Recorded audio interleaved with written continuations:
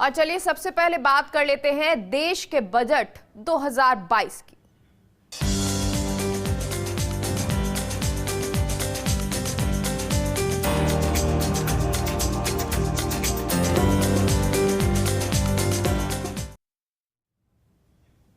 आज 1 फरवरी है और आज का दिन देश और देशवासियों के लिहाज से खास है। आज देश का बजट आ रहा है। वित्त मंत्री निर्मला सीतारमण देश का साल 2022 का बजट पेश करने वाली हैं। ये उनका चौथा बजट है। उम्मीद की जा रही है इसमें आम आदमी को टैक्स में छूट मिल सकती है, क्योंकि कोरोना काल में लोगों की आमदनी पर बड़ा असर पड़ा है। ऐसे में टैक्स में छूट देकर आम जनता को बड़ी राहत दी जा सकती है। और इसी बीच यूपी समेत 5 राज्यों में चुनाव भी हैं, इसलिए भी मोदी सरकार बजट के जरिए लोगों को लुभाने की कोशिश कर सकती है। किसानों को लेकर बड़े ऐलान हो सकते हैं। बहरहाल इससे पहले जहां एक और आम आदमी को तमाम राहत देने की कोशिश हुई, वहीं अरबपतियों पर लगने वाले सरचार्ज को लगातार बढ़ाया गया है। हालांकि सवाल ये उठता है कि मोदी सरकार ने पिछले करीब 7.5 सालों में जनता को कितनी राहत दी है। तो सुबह 11 बजे वित्त मंत्री निर्मला सीतारमण बजट पेश करेंगी और चौथी बार बजट पेश करेंगी वित्त मंत्री निर्मला सीतारमण। अब इस बजट में क्या होता है, क्योंकि आम आदमी को बहुत सारी उम्मीदें हैं। चुनावी राज्यों को बजट में सौगात मिल सकती है और हो सकता है इसी को देखते हुए बजट भी रखा जाए। किसानों के लिए इस बजट में बहुत कुछ हो सकता है। बजट से पहले सुबह 10 बजे कैबिनेट की बैठक भी होगी और इस बैठक में बातचीत होगी और 11 बजे वित्त मंत्री निर्मला सीतारमण ये बजट पेश करेंगी।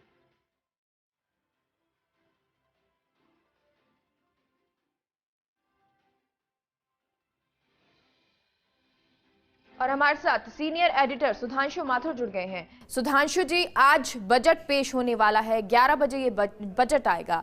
क्या उम्मीदें देश को, आम जनता को, और अगर खास तौर पर देखें क्योंकि ये चुनावी साल है, ऐसे में चुनाव को मद्देनजर रखते हुए ये बजट पेश किया जाएगा क्या?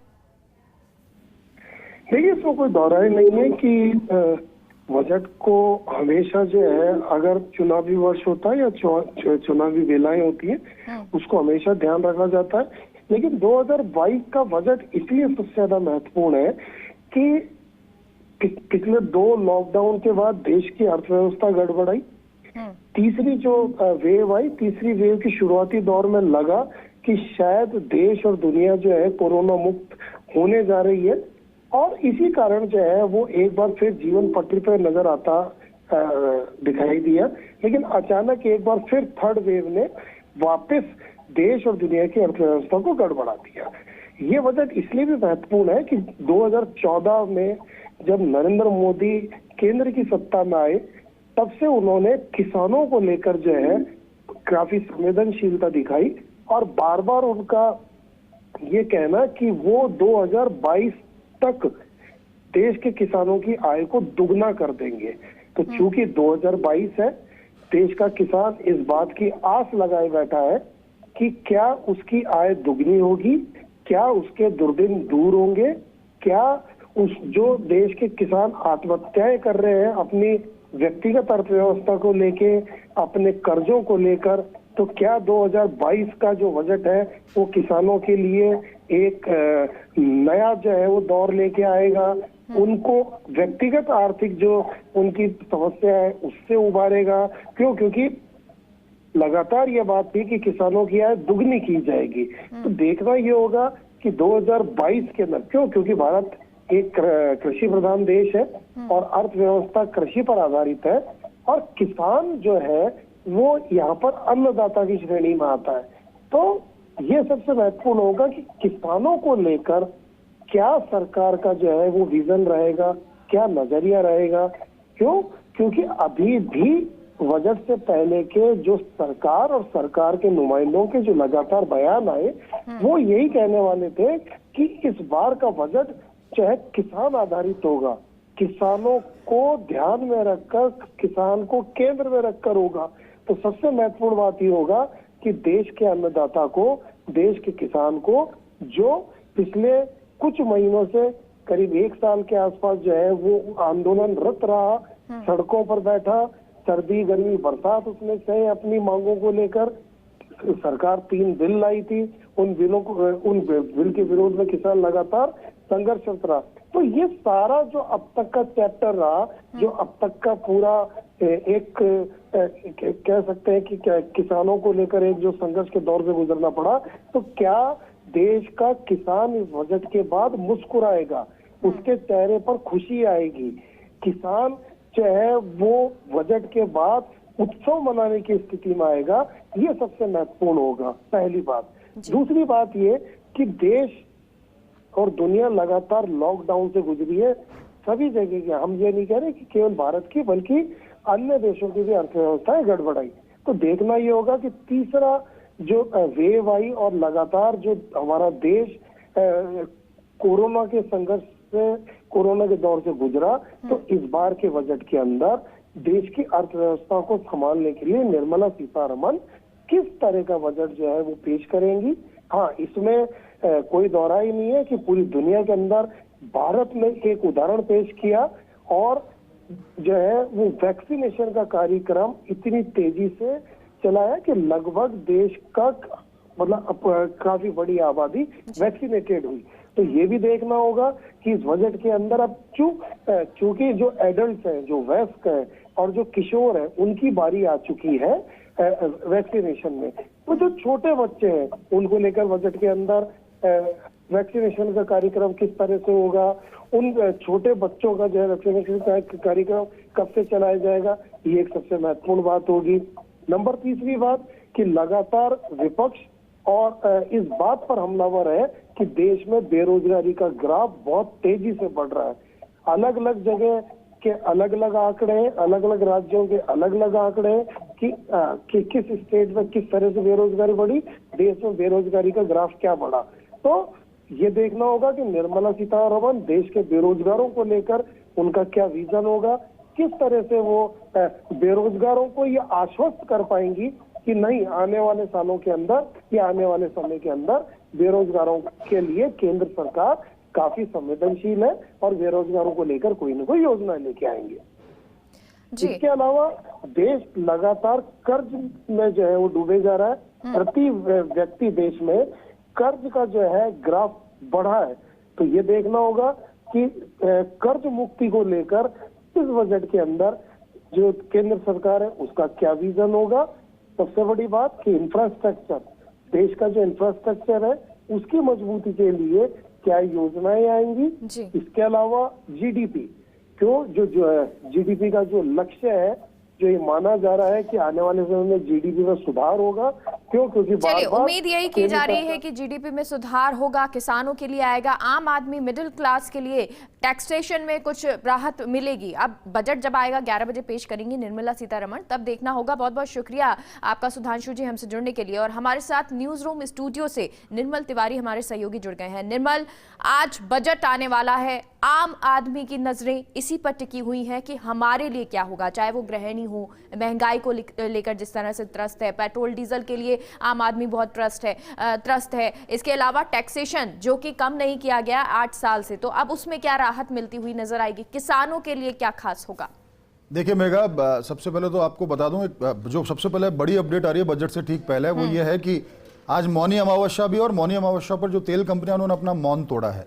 और बड़ी बात यह है कि कमर्शियल गैस के सिलेंडर में 92 रुपए की कमी कर दी गई। यानी बजट से ठीक पहले ये इस बात को ध्यान में रखा गया कि किस तरह से जनता को राहत दी जा सकती है। तो बजट से ठीक पहले आज फरवरी की जो नई दरें आई हैं रसोई गैस की, तो रसोई गैस की जो दरें हैं खासकर घरेलू सिलेंडर की, वो तो यथावत रखी गई हैं। उनकी जो कीमत है वो 903 रुपये 50 पैसे बरकरार है, लेकिन 92 रुपये सस्ता किया गया है कमर्शियल सिलेंडर।